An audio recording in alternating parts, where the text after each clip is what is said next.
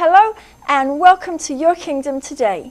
We're filming here in the NEK-TV studio in Newport, Vermont, and we have a really special guest on the show today.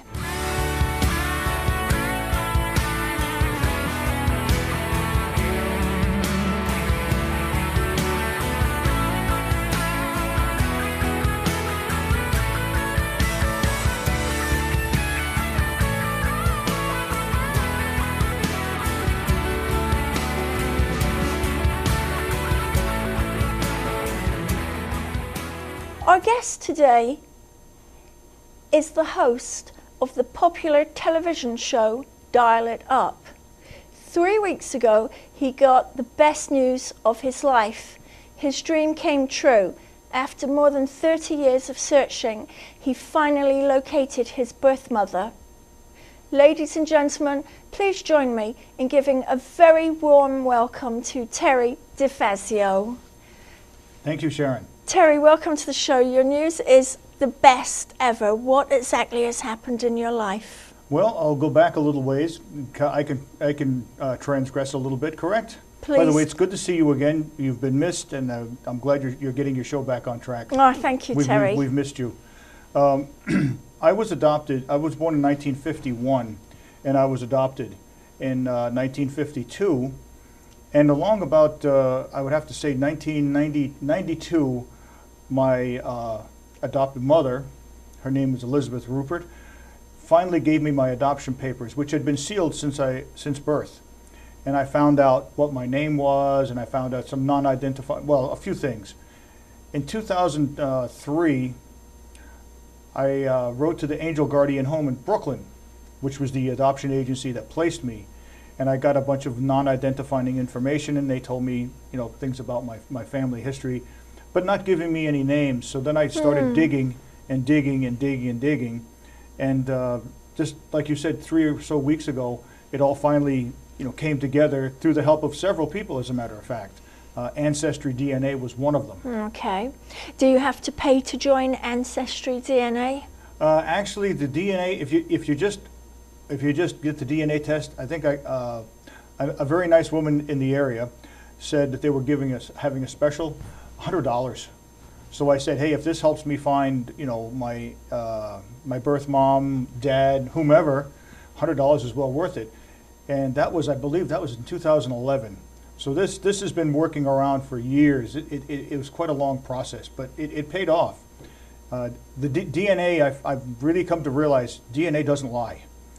And as we go through this story, and I know you'll guide me right through it because you're a very good hostess, you'll see how it went. What I want to find out is, in those intervening years, the last 6 years, did you have blockages, pitfalls, stoppages, hurdles? Were there times when you felt like giving up? Oh yeah, about 2 months ago, yeah. Okay, so how hard has this been for you? Well, it started in 2003. I gave $400 to a place called Locators Plus in New Jersey. And after 4 months, I found out that they took my money and ran. They did that to a lot of people. Yeah, you wouldn't have been the only one. Yeah, the woman who ran the place was caught and was thrown in prison. Good. But that didn't get my money back, and it didn't help me find anybody, did it? Didn't get you any closer to your mother. No. So can I ask you that there sure. are every year there are 135,000 children in America who are given up for adoption. Is it correct to say that the first place people should look when they want to find their birth parents is they should get a copy of their original birth certificate? What stage did you do that at? Well, that's an excellent question, and I never got one. Wow, then your journey, your investigation has been made that much harder. It seems that in the state of New York, and I don't know why, well, I do know why this is, but I'm not going to get into all that because I would offend a whole bunch of people. I know, and we don't want to do that, do we? No. Someday I will offend them. But what happens in the state of New York, especially New York City, is when you're given up for adoption, records are sealed, and you can't unseal them for 99 years. which will do you a lot of good when you're 99. Yes, no good. By then you probably can't read, write, or hear very well.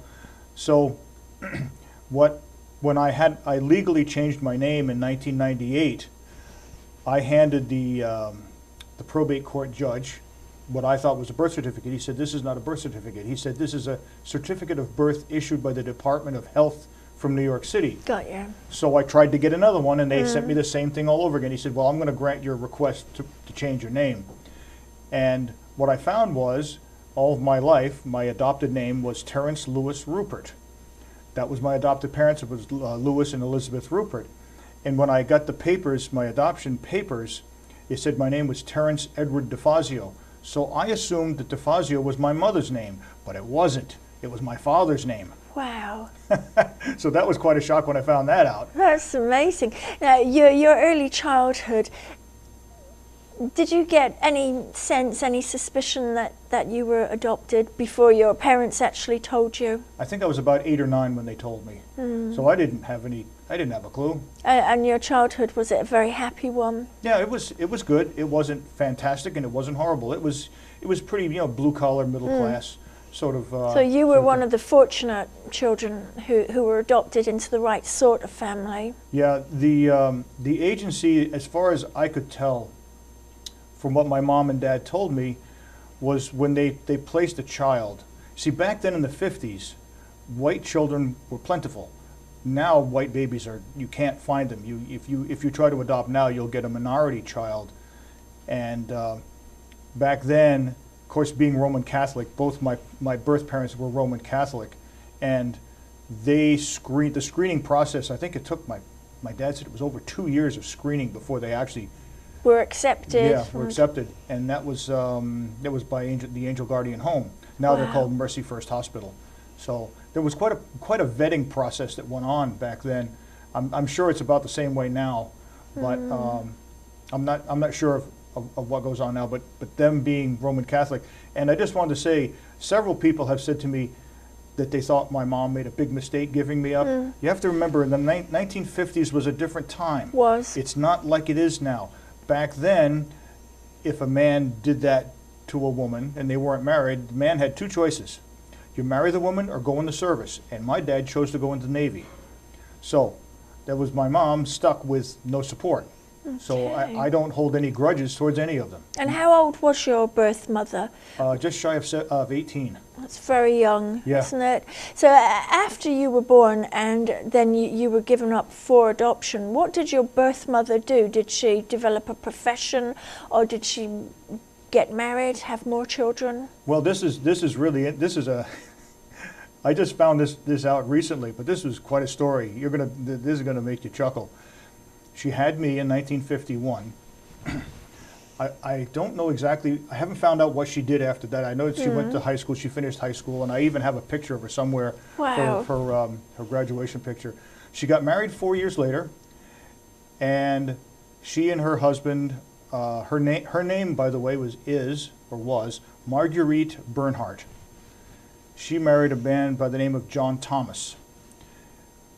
They tried for 14 years to have children, and they couldn't have any. So she was told, you can't have children. So they adopted a boy, and then they adopted another boy. Isn't that ironic? And then 2 years later, along came my sister Jill. That's amazing. Now, I know that you were on the telephone with Jill in recent weeks. Yeah, I've talked to her about 4 times, yeah. Do you feel there's a lot of empathy between you two? Are you close already? I think so. There's definitely a connection, and some of the things she told me were, she and I were both crying on the phone by the time we got done. The first phone call lasted 45 minutes. Wow. It was quite intense, and it took me about 10 days to process through all the information. It was how this culminated later. I'll bring everyone up to speed again. In 2015, quite by accident, I located my father's side of the family, the Difazio side, and I spoke with my half-sister Bernadette. And then after about a month, the Difazio said, "We're cutting all ties with you. We don't want anything to do with you." Do you have any idea why they said that? The only thing I can think of is either one of 2 things. Either they think that I was after an inheritance, or being old Roman Catholics in New York City, they didn't want to admit Dad had an illegitimate child. So I know that Bernadette was all for it, but when she talked to her sister, Diane, she said, no, I don't want anything to do with this. And then she spoke to her aunts, and her aunts said, because Bernadette tried to ask who was Dad going with back then, and her inquiries made them all very suspicious, so they cut all ties. That's the only thing I can think of, yeah. Okay. I know that you were devastated at the time. It was a terrible brick wall to hit. Yep. You'd found your father's side of the family. They didn't want anything to do with you because they were suspicious. And yet, if they could have seen all the things you've done in your life and how well you've turned out, they would have known that they were making a huge mistake all over again. I know that 1% of families do reject the child that was given up for adoption. Oh, is that right? Yes, absolutely. Only 1%? Only 1%, Gee. Terry. So that makes you extremely rare and extremely unlucky in that case. 95% of adoptive children do want to find out who their birth parents were because they want to know if they look like them. So was that a factor for you? Did you need to know whether you look like someone? No, I didn't. I did it because I wanted to find out medical history. Really? Because every time I went to the doctors, you get the questionnaire. Do you have a family history of heart disease, cancer, hoof and mouth, whatever, And I go, I don't know. I don't know. I never met them.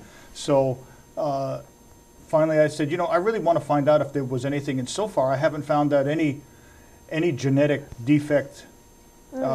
Both families have had issues, and I can get into what I found out. But all of the illnesses were induced. They weren't genetic. So they weren't genetic. No. Was there any sign of diabetes or heart disease? No, I think from talking with Bernadette, the Difazio side,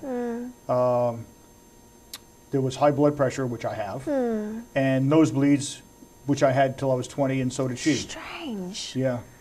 And my father, Robert Edward Difazio, he died of something I can't even half pronounce. It's called myopic something syndrome with thrombosis.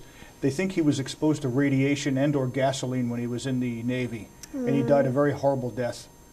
The last 13 years of his life were horrible. That's awful. He died at the age of 70. Yeah. I mean, I wonder now when you say this, if he was out in the Pacific during the Bikini Atoll nuclear tests, that I wouldn't be surprised. I wonder. I wouldn't be surprised because he went into the Navy, I think it was 1952 or 3, he was in the Navy. That was how I made the connection with Bernadette. I said, yeah. And she said, oh yeah, this was Dad. And I got pictures, I have some pictures of Robert. There's no doubt. There's no doubt I look like him. Oh yeah. Amazing. And I know our viewers will want to know, do you look anything like your parents who brought you up and adopted you? My mom, yes. Isn't I was dark-skinned like my mom. Wonderful. The thing that they liked to do back then, because according to the adoption papers, my father was Italian, my mother was Italian-German. Now, my adopted parents, my father was German-Irish, and my mother was French-Italian.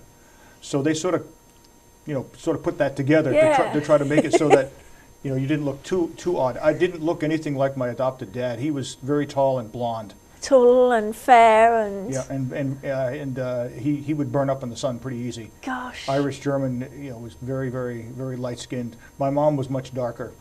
And so I did look a bit like my my adopted mom, and she passed in 2010. Bless. And I know when I showed her the non-identifying information, I explained it all to her. She said it must have been so hard for your mom to give you up. She actually felt bad for my mom, which is just the opposite of what my dad was. My dad was saying, "Don't find out anything, leave everything alone, don't get involved." And it's like, no, I'm going to get involved. This is my life, not yours. Did your dad, who brought you up, feel insecure in any way that maybe his position in your life would be usurped? He never stated so, but I would suspect so. I wonder. I would suspect so, because when I got divorced, there was all of a sudden there was a stepfather because my ex-wife got remarried, and I could tell that this sometimes bothered my adopted dad, but I didn't let it bother me. No. It didn't bother me.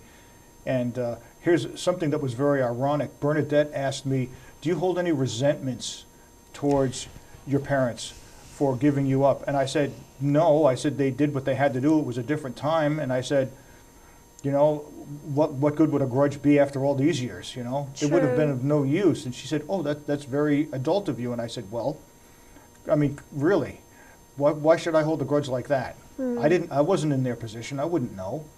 They must have had a hard time. It was, you know, right after World War II, and it was a very, very different era. People don't realize that things have changed, hopefully for the better. Hopefully for the better. I know there's so much less stigma these days for having children out of wedlock. I mean, everyone's got one or a couple or several.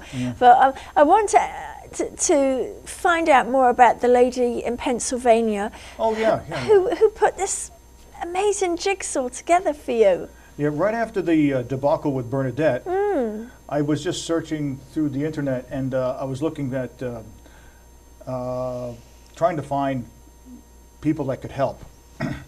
And I came across this site. I don't even remember the name of the site now, but it basically was called Search Angels.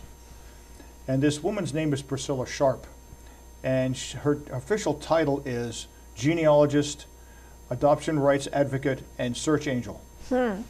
And lo and behold, I think it was, 2 months ago, well, actually 6 months ago, there was another woman who was a first cousin, and now she's decided to drop out of it. But this other woman came along, and her name is Lillian Ditas, and she turns out to be my half-aunt. Wow. She's my mother's sister.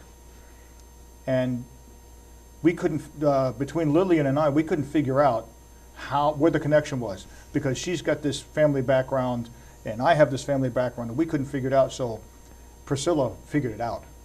She said, this is this, and she showed. I have a whole family tree now that's unbelievable. Isn't that amazing? There's a whole bunch of German and Italian names, but they're really kind of funny to look at them all. You know, one of the things that that Priscilla did was she gave me a list of 88 names with every woman that was born on this exact date in New York. Wow. But they had all passed. So if I had gone through that whole list and searched and searched and searched, my mom wouldn't have been on there because she's still alive.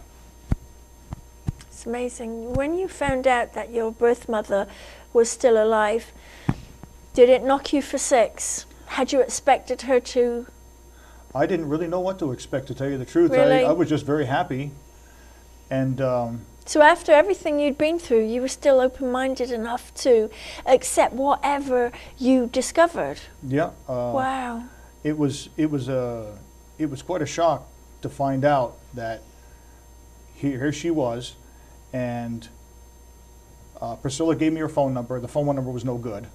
So I wrote back to Priscilla. She said, well, she has a son by the name of Christopher, and Christopher's the chief of police from Orange City, Florida. Wow. So I found that, and I called him, and he was totally taken off guard. He said, how did they get my mom's DNA? I said, they didn't. They have mine. Wow. And they searched here, and he said, well, I don't really know much about this, but I'm going to hand this over to my sister Jill. Jill's the youngest one. He said that she was into genealogy, and she was the one that was going to find out these things. And I finally said, sir, this is not a scam. Yep. I am not pulling your leg. I'm not trying to get anything. I said, this is a 14-year search. So he was very calm about it, and he turned it over to Jill. And the next day, Jill called, and she said, you know, I've been putting this off all day. I'm scared to death. But she said, she said, I went to work. I kept myself so busy. I got all my work done. Now I have nothing to do. She said, I better do this because it isn't going to go away. So Jill and I talked for quite a while, and she told me all about things. And she said a couple of things that just struck me as extremely emotional. One of which was my mom celebrates my birthday. Oh my. You know, and that's quite, when you think about it, you haven't seen anybody for 66 years and they celebrate your birthday. And the other funny thing that struck me was she never told Jill's brothers, but she told Jill. She told Jill? Yes. And I wonder if in all those decades, 6 decades, your mother had looked for you, tried to find you, or just given up all thought of finding you? I'm going to have to ask. I don't really know. I can only say that Jill told me when she told my mom cried for about an hour, and she said that she was glad that I was looking. There is another hint for all of you people out there that want to try to find out who your birth parents are. You go to the state where you were adopted or where you were born, and you register with the Department of Health. And if someone's looking for you, they'll match you. Evidently, my mom never registered, but I registered, and somebody else I know, no, that other person didn't. But I was on the registry looking for whomever. And if the other person is looking, they'll match you. They've got a match. But my mom, Marguerite, never did. So she told Jill she was extremely happy that I took the effort, made the effort. And I'm very glad I have too. And your wife, Barbara, how has Barbara supported you through all these years? It's been... Well, she's been a very big help. As a matter of fact, her and my one of my stepdaughters, and my stepdaughter's family, her name is Christy. She has a husband and 3 children, and one of them wasn't there, but 2 of them weren't there. But we were sitting at the dinner table one night. We have them over every Thursday for dinner, and I think they cried more than I did. I know when I heard your story on the phone, I wept buckets. I was thrilled for you because I know it's been an emotional roller coaster for you. You've had knockbacks. It hasn't been easy. There's no denying it. But for you to get a really 100% excellent result like this was over and above everybody's expectations. What are you expecting when you meet her? I don't really have any expectations. In person? I don't really have any expectations. I'm just going to take whatever happens as what should happen. And do you know what your mum looks like? Yeah, Jill sent me a picture. It's about a year old. Yeah, she's had, I guess my mom has had knee replacements, and she and her former husband did a lot of smoking at one time, and she has some COPD, but otherwise she's in pretty good health. She's with it. She doesn't have any dementia or anything like that. So. Do you know any other factors about her, like the color of her eyes, or? Yeah, she's dark like me. Yeah, she's kind of dark. Jill is. I can see some similarities between me and Jill, but she says she looks more like her dad, John Thomas. But Jill and I, we're darker hair, darker skin like that. It's funny, the chief of police guy, we don't look anything like Christopher. Yeah. Christopher, he's a pretty neat guy. I've got a couple of pictures of him too. So. Yeah, and when you were speaking with Christopher on the phone, did you ever get to the stage of revealing that you had actually, your career had touched upon the legal side of life in a professional sense? Yeah, a little bit. I talked with him for about a half an hour, and he was almost very sort of police-like. He was very, very careful and meticulous, and I agree with him 100%. I finally had to, Finally, I gave him all the information. I said, listen, this is not a scam. I'm not after anything. I believe that your mom is my mom. And, of course, I didn't realize she was adopted. I found that out later. I wish I'd been as lucky as you. My grandmother, who's actually called Barbara, in England, she was born at the start of the 19th century, and she was the result of a relationship between a Scots Guard army soldier and a girl who was on the stage in London. And of course, if you were on the stage in those days, it was the most awful profession you could have. It was, the worst thing ever. So when she was born, she was put into the Salvation Army. And then, of course, when she grew up, she got married, had children. But she always wanted to find her mother. And we actually found an address in South London where her mother had lived. And I was the one the family chose to go around there and knock on the door, and it was the most awful rejection ever. A woman in the top of the house opened a window and shouted, "Go away, we don't want anything to do with you or her, just don't come back here." And I admit I did go back there twice, and each time it was worse. So for me, I think that's why I was so moved when I heard your story, Terry. You've got a real success, 110% success here. It's what most people dream of. Have other people said to you, "Help me find my birth parents"? I'm sorry, what was that? I didn't quite catch that. Have other people said to you, Terry, you've had such a large degree of success. Can you help me find my birth parents? I did try to help one woman, but she's dropped out of the picture. About 6 months ago, a woman from Western Pennsylvania dropped me an email, and it seems that she was a first cousin, or supposedly, and I won't mention her name because she's decided that she just wants to drop it. I think she got too close and got scared. Yeah. And I feel bad for her. And it's funny, my aunt that sort of was the final piece before Priscilla put it all together. She's only 1 year. She's my aunt. She's only 1 year older than I am. 1 year older. I can't believe that. That's amazing. Yeah. And the other woman that I had matched as a first cousin, was also 1 year older. So there's probably some connection. Yeah. But I can tell you her story afterwards. I won't say it on camera.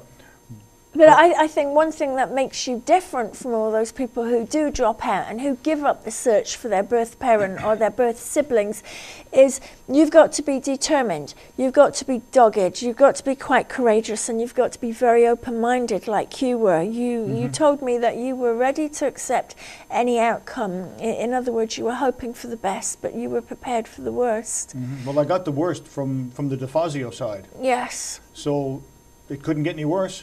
Talking of the Difazio side, do you think you'll ever visit your birth father's grave? No, it's in Long Island somewhere. I think it's a military cemetery.